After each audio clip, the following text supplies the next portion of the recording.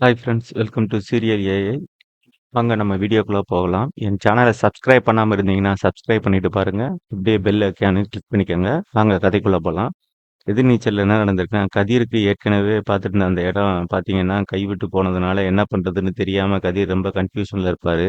அந்த நேரம் பார்த்து ராவணன் தனக்கு தெரிஞ்ச இடம் இருக்கு, தன்னோட ஃப்ரெண்டோட தான் அப்படின்ற மாதிரி கூட்டிட்டு போயிட்டு அந்த இடத்த காமிச்சிருப்பாங்க. அந்த இடத்த பார்க்கறதுக்கு ரொம்ப சூப்பரா இருக்கும். அந்த இடத்துல நம்மளோட கிளப்பு வந்தா நம்ம நல்லா இருக்கும் அப்படின்ற மாதிரி சொல்லுவாங்க.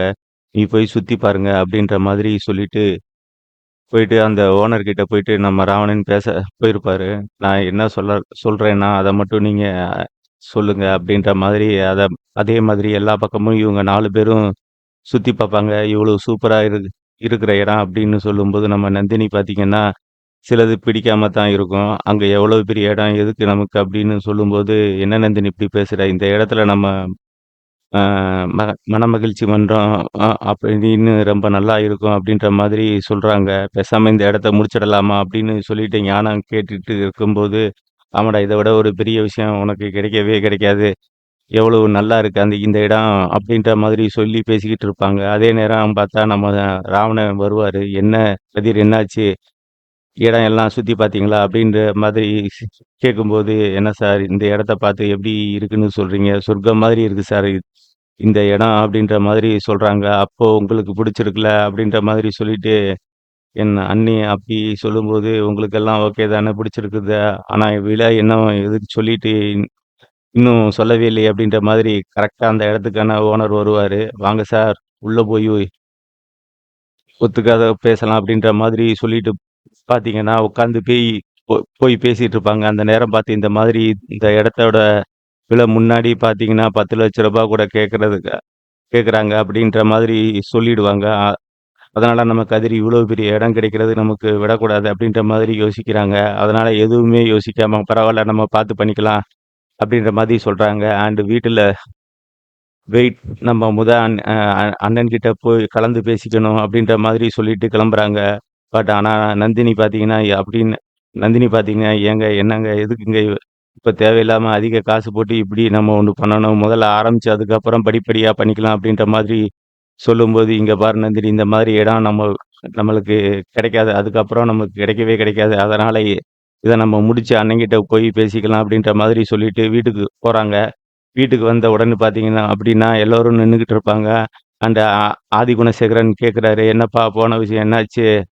இடம்லாம் பார்த்தீங்களா? புடிச்சிருக்கா?" அப்படின்னு கேட்கும்போது, "அண்ணே, ராவணன் சார் கூட்டிட்டு போய் காமிச்ச இடம் சொர்க்கம் மாதிரி இருக்குன்னு, அவ்வளோ சூப்பரா இருக்கு. அந்த இடம் எப்படி இருக்கு தெரியுமா?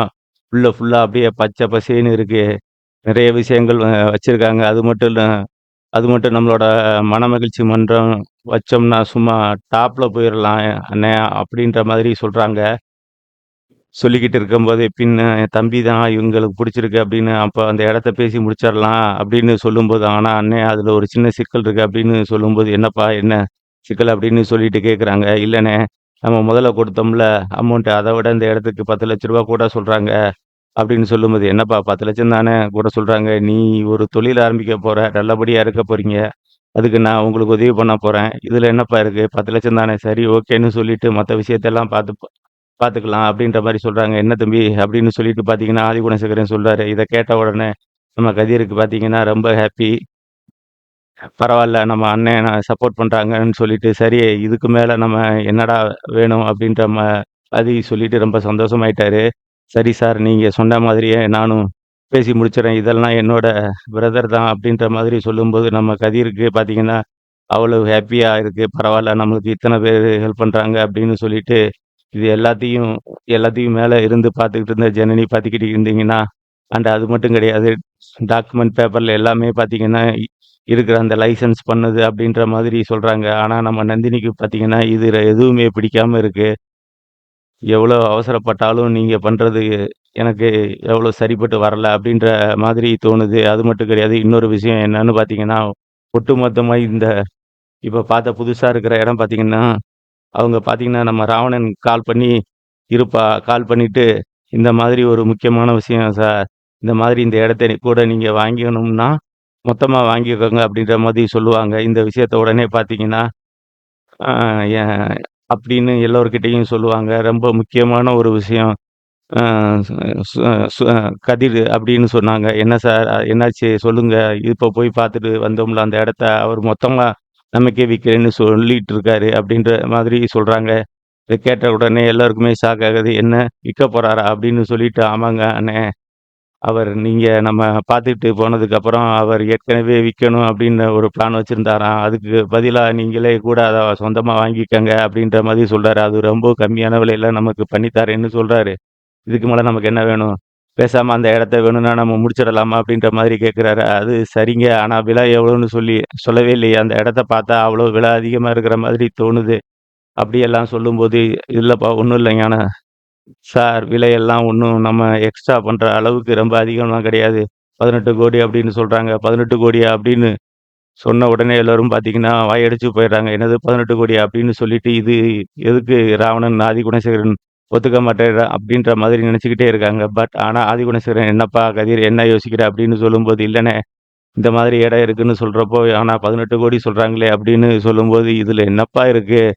இப்போ உனக்கு என்ன அந்த இடம் உனக்கு புடிச்சிருக்குல?" அப்படின்னு சொல்லும்போது, "ஆமாண்ணே, இடம் எல்லாம் புடிச்சிருக்கு." அப்படின்னு சொல்லும்போது, "அப்புறம் என்னப்பா, பேசாம நம்ம முடிச்சிடலாம். என்ன 18,00,00,000 தானே, அண்ணன் தரேன்." அப்படின்ற மாதிரி சொல்லிடுறாங்க. இத கேட்ட உடனே பயங்கரமா நம்ம கதிருக்கு ஹேப்பி ஆகுது. பரவால்ல 18,00,00,000 குடுத்து நமக்காக இந்த இடத்த சொந்தமாக்க போதும் அப்படின்னு சொல்லிட்டு மனசுக்குள்ள எவ்வளவோ ஹேப்பியா இருக்காரு.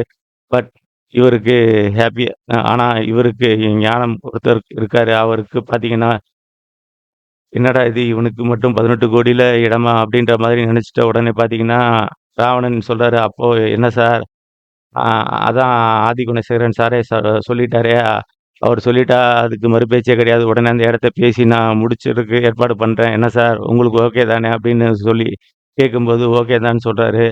அண்ணன் தான் சொல்லிட்டாரே, எனக்கு ஓகே. அதுல எனக்கு எந்த பிரச்சனையும் இல்ல. நம்ம வாங்கிடலாம் அப்படின்ற மாதிரி சொல்லிட்டு ரொம்ப சந்தோஷப்படுறாங்க. உடனே பார்த்தீங்கன்னா, நம்ம ஞானம் சொல்றாரு, "என்னதான் கதிர் மட்டும் நீங்க இவ்வளவு காசு குடுத்து இந்த இடத்த பார்த்துருக்கீங்க.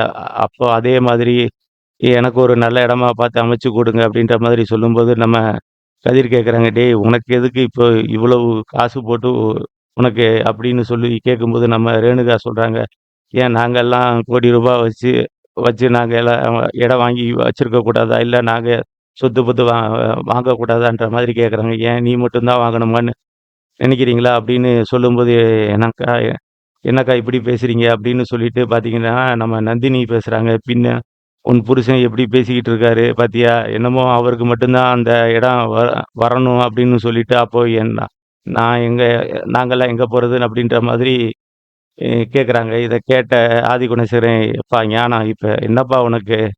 அவனுக்கு என்ன காசு குடுத்தேனோ, அதே காசு வேணும்னா உனக்குன்னு குடுக்குறேன். அதுல உனக்கு பிடிச்ச மாரி இடத்த பார்த்துக்கோ. இல்ல மத் அ இல்ல அந்த காச நீ வச்சு ஏதாவது பண்ணிக்கோ. அவ்வளோதானே. இப்ப சந்தோஷம் தானே உனக்கு?" அப்படின்னு சொல்லும்போது, "அண்ணே எனக்கு அந்த இடம் அமைச்சிருக்கு. அதனால காசு குடுக்குறீங்க. இப்ப எதுக்கு இவருக்கு போயிட்டு அந்த காசெல்லாம் நீங்க குடுக்கணும்? அதெல்லாம் ஒண்ணும் குடுக்க வேணாம்." அப்படின்னு சொல்லும்போது, "அது கொடுக்க வேண்டாமா? கொடுக்க வேணாமா? அது சொல்றதுக்கு முதல்ல நீ யாருடா? நீ மட்டும் ரூ. 18,00,00,000 வாங்கிட்டு அந்த இடத்த சொந்தமாக்கிட்டு போயிருவ. அப்ப நான் என்ன பண்ண முடியும்?" அப்படின்னு சொல்லும்போது, என்னண்ணே எதுக்கு இப்படியெல்லாம் நீ பேசிட்டு இருக்க?" அப்படின்ற மாதிரி சொல்றாங்க. "ஆமாடா, அப்படித்தான் நான் பேச முடியும். பின்ன நீ பண்றது நியாயம்னா அப்படின்னா நான் பண்றது நியாயம் தானே?" அப்படின்ற மாரி கேட்குறாங்க. "உனக்கு குடும்பம், பிள்ளைக எல்லாம் இருக்கு அப்படின்னு எனக்கு அதே மாதிரி தான்டா குடும்பம், பிள்ளைகலாம் இருக்குல்ல. அப்ப அவங்கள நான் பார்த்துக்க வேணாமா?" அப்படின்னு கேட்கும்போது என்ன பண்றதுன்னே தெரியாம அப்படியே முழிக்கிறாங்க. அதே நேரம் பார்த்து அவரு விக்கிறேன்னு வேற சொல்றாரு. அதுக்காகத்தான் வாங்குனத வாங்கி தரேன்னு சொல்லிட்டு அண்ணன் சொல்றாரு அப்படின்னு சொல்லும்போது, பாரு நீங்க பாருங்க அண்ணே. நீங்க இவ்வாறு வாங்கி குடுக்க இத பத்தி எல்லாம் எதுவும் சொல்லல. ஆனா அவனுக்கு என்ன பண்றாங்களோ, அதே மாதிரி நீங்க எனக்கு ஒரு நல்ல இடமா பார்த்து, நல்ல ப்ராப்பர்ட்டியா பார்த்து நீங்க எனக்கு அமைச்சு குடுங்க அப்படின்ற மாரி கேட்கிறாரு. அதான் எனக்கு வேணும். மத்தபடி எதுவும் சொல்லல. உங்க இஷ்டத்துக்கு அப்படின்னு சொல்லிட்டு பார்த்தீங்கன்னா, நம்ம ஞானசேகரன் சும்மா இருக்காரு. இதனால இவங்க 2 பேருக்குள்ளேயும் இப்போ போட்டியும், பொறாமையும் இன்னும் பிசினஸ் ஆரம்பிக்கல. அதுக்குள்ள இப்படி ஒரு போட்டி, பொறாம வர ஆரம்பிச்சுருச்சு. இது எப்படி சமாளிக்க போறாங்க? அப்படி பிசினஸ் ரன் பண்ண போறாங்க? முன்னேற போறாங்களா? இல்லையான்றத வெயிட் பண்ணி தான் பார்க்கணும். Thank you friends.